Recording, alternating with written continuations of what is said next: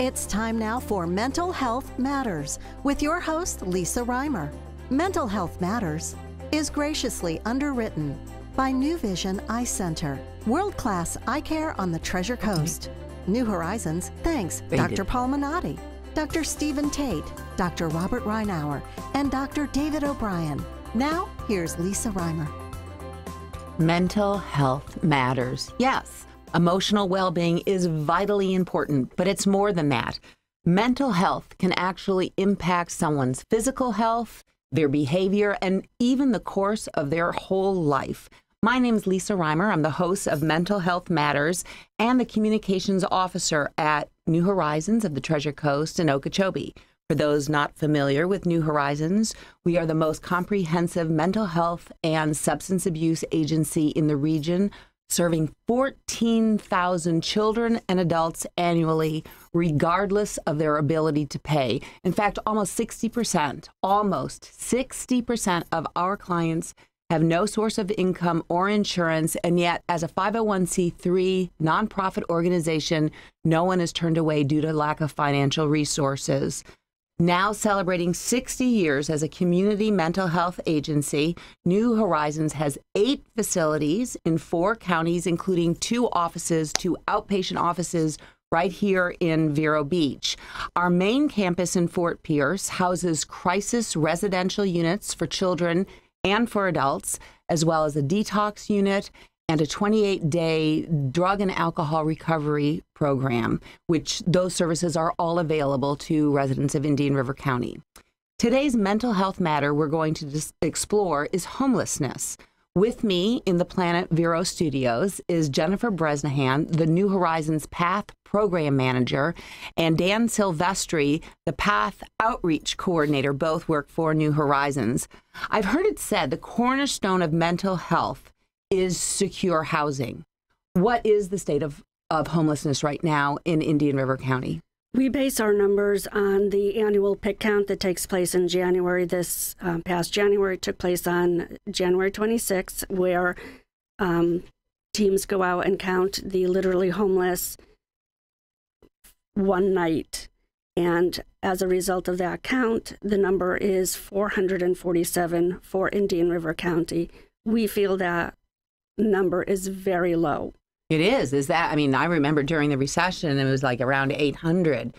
Is it because things have improved? There's certainly been a much more driven effort to house the homeless or to hide the homeless. That's something that we have to look at. This year, there were several factors that took place in, I think, the numbers being so low. We had Irma, the hurricane, so some folks had been relocated or, left to go live with relatives, whatever. We also have a lot of land development going on in Indian River County right now. For instance, historically, we've had maybe 30 camps out behind the Walmart Sonny's area, and that land has all been mowed down basically for development. So those folks have moved on. Vero Beach tends to be fairly transient. A lot of our homeless folks refer to themselves as travelers, not transient. And also a lot of police activity. When we have the counts, it seems to me that sometimes folks will be moved over to Brevard County or just kind of their tents disrupted, their camps disrupted. And personally, I believe that, Indian River County does not want to advertise the high number of homeless people that actually live here. Are you seeing families still, though, living in the woods, or mostly just single men or single women? Or Well, I'll let Dan speak to that in a moment, but personally, I have never seen a child in the woods. Now, I have seen a lot of activity that looks like it belongs to children. We see toys. I've seen a high chair. I've seen baby bathtubs, tricycles. Children are out there. I feel that the parents are very fiercely protective over their children and really keep them far away from anyone viewing them. You know, they're afraid that DCF is going to swoop in and take their children away. And just because these folks can't afford housing doesn't mean they're necessarily abusing or neglecting their children. Mm-hmm. But it's a fear that they live with, and they make sure their children go to school every day for the most part. They make sure that they're fed and that they have a place to sleep at night, albeit, you know, on the ground in a tent. What is PATH? PATH it stands for Projects for Assistance in Transition from Homelessness. And it's a federally funded program that really allows us to target the chronically homeless individuals or imminently homeless individuals that also have a mental health illness and possibly a co-occurring substance abuse issue.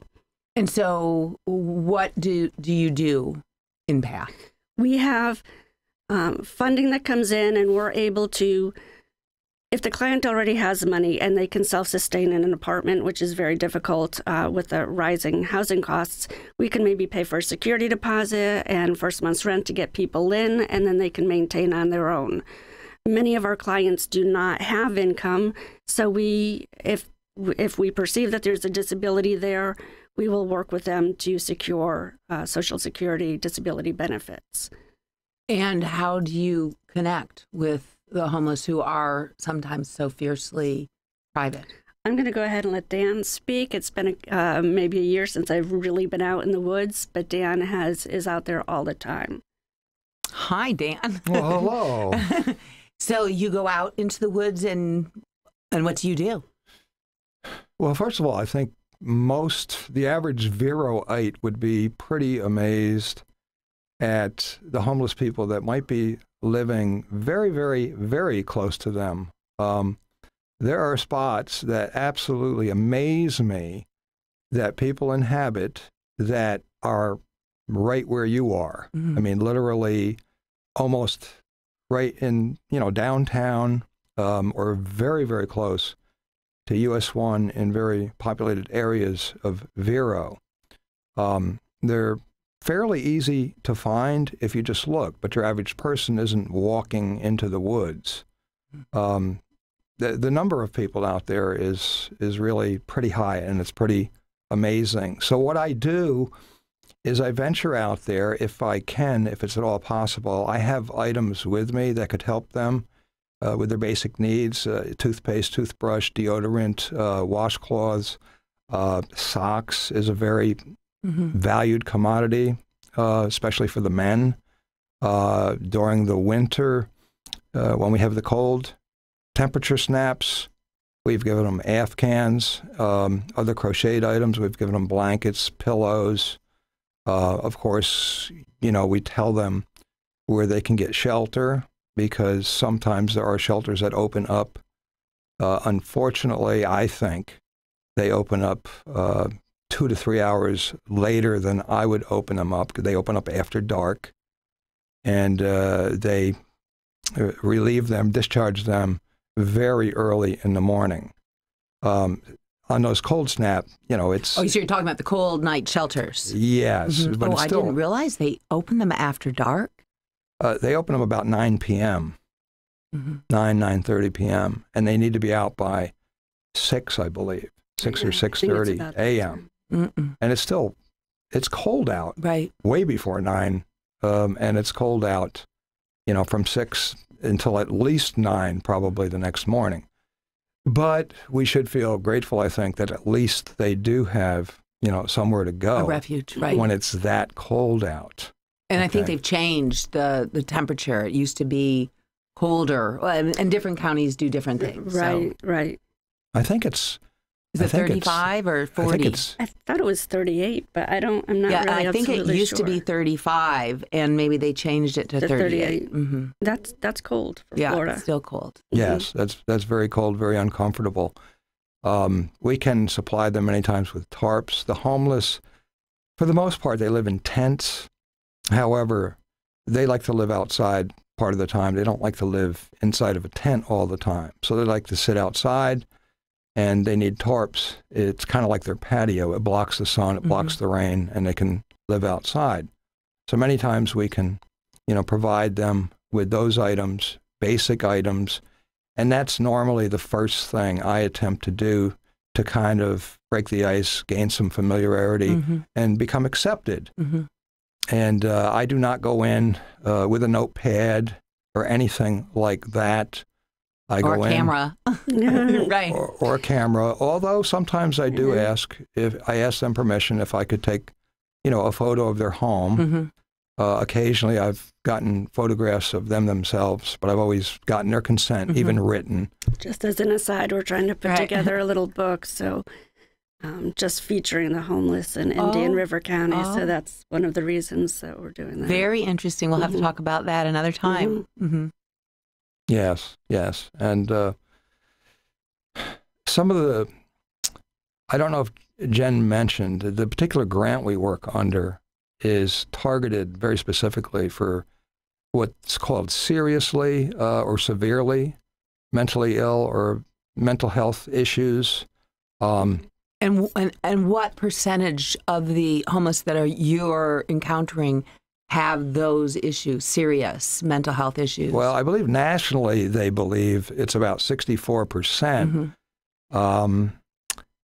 I would say, off the top of my head,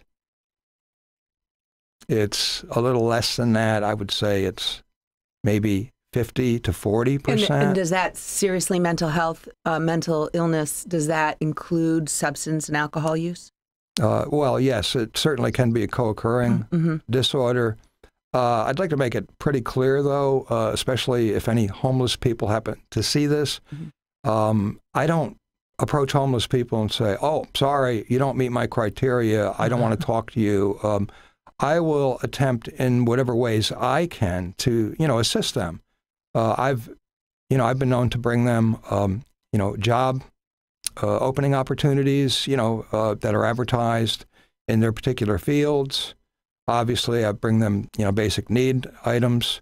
Normally, the first time I go, I try to bring non-perishable, tangible items. And then on subsequent visits, I may bring them food because I know, where they are, who's there. I know I'll be accepted.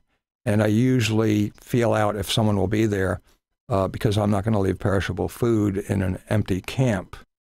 And there are many empty camps, the ones that Jen referred to, where for one reason or another, they're asked to leave. For the most part, if they're not causing problems for anyone, they're not bothered either.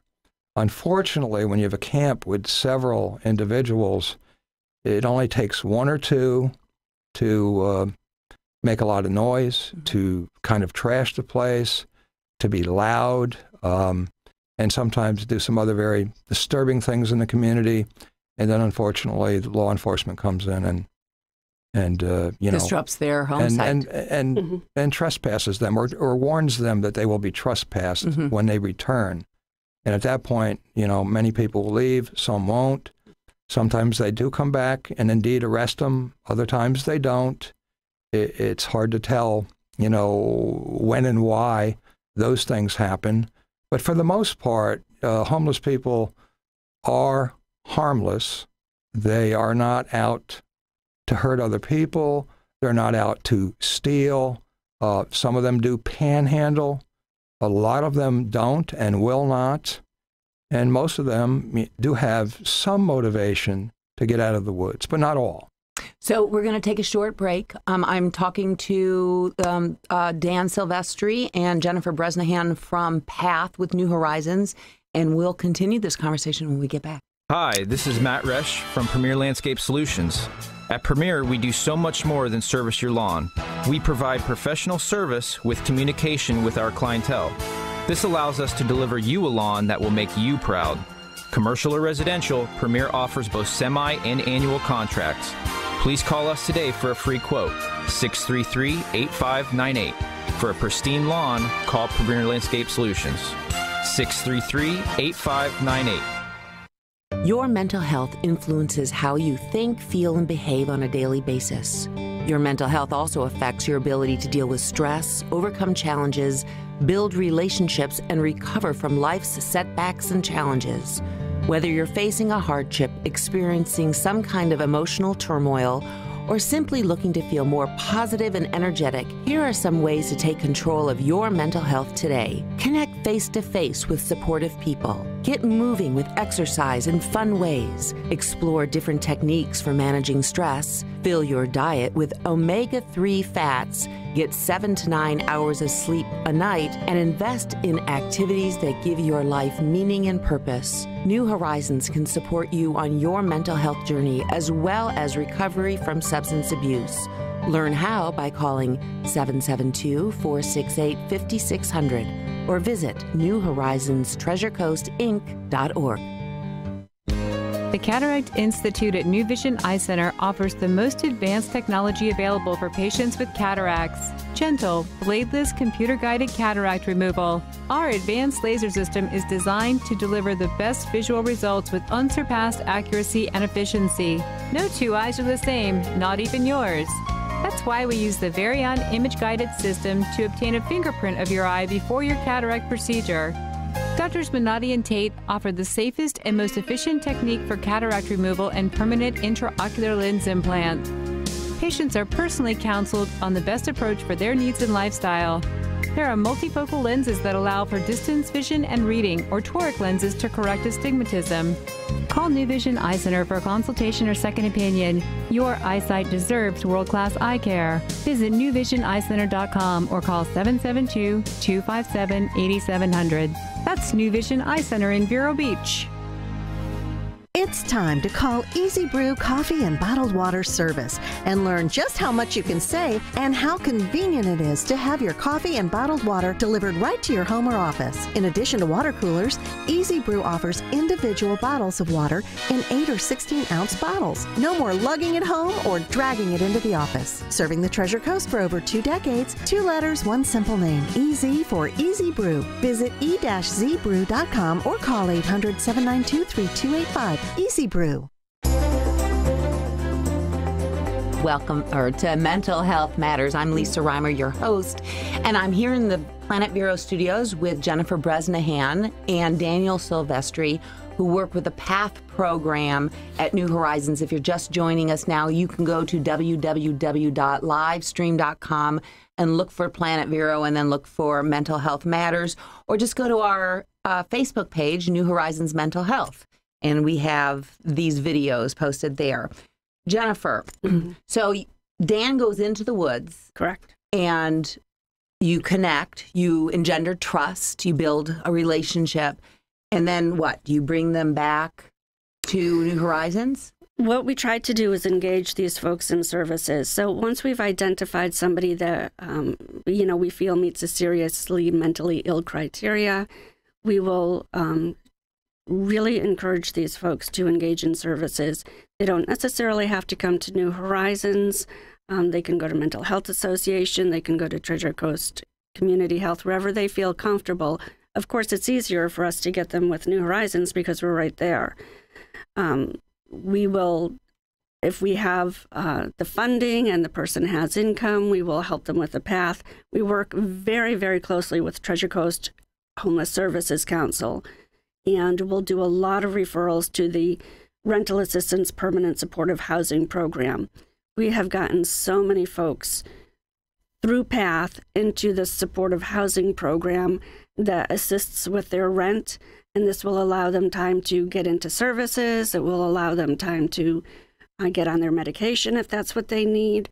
It'll allow them time to get income maybe through Social Security benefits or a job or vocational rehabilitation. So it's a very important marriage for us. So we have, how many people have we placed that are living in Vero that are living like through this program? Oh gosh, hundreds or thousands? I'm trying to think. Just this year, because we are also in the other counties, I need to break it down. I know that in the past month we've housed, I believe, 2. Mm-hmm. Now, is that because there are only 2 people that need housing, or is there only? No, there's only 2 openings. There's grants, and once you're in there, it's permanent supportive housing, so you're there for a while, and the grants have so much money, and sometimes there's openings, sometimes they're not. I don't really want to speak for Treasure Coast Homeless Services Council, but my experience is that, if there's an opening and the person is extremely vulnerable, we'll be able to go ahead and get those folks in. Of course, their grants cover the whole Treasure Coast, so we're talking about the entire Treasure Coast vying for those few spots that open up. I did want to mention also that we do have Angela Morris, who is also in Indian River County. She also goes limited to the woods. She does a lot of church outreach and a lot of outreach at the source. She's been really great at doing referrals to the Rental Assistance Permanent Supportive Housing Program. So, as we're talking, I'm thinking, okay, so we connect with these individuals, we bring them into our fold and they work with case managers at that point? No, not necessarily. If the client is already working with a case manager, PATH is kind of backs off.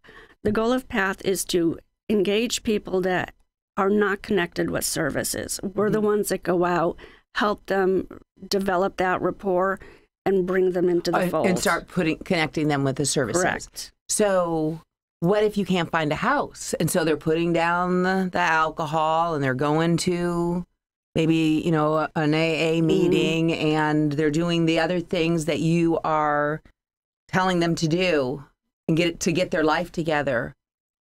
Then they go back into the woods, into chaos, right? Sure, absolutely. It's a challenge, and that's where the idea of Housing First comes in.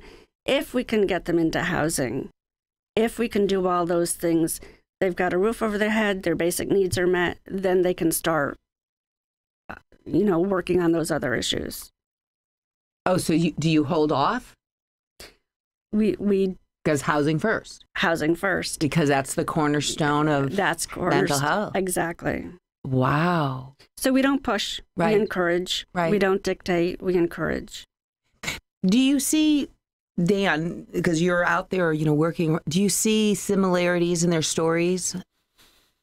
Yes and no. Every story is a little bit, different. And so what are some of the main similarities? Childhood trauma?